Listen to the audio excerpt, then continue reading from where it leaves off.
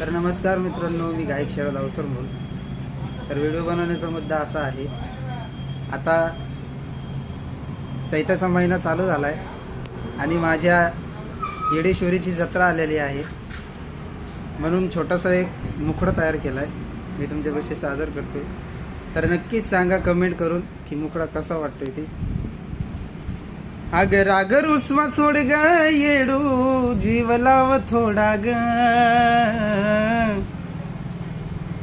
अगर अगर उस्मा सोड ग येडू जीव लाव थोडा ग.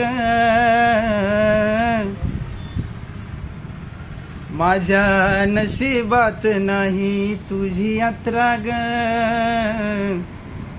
आज येण्यासाठी नाही येडू पैसा ग. माझ्या नशिबात नाही तुझी यात्रा ग.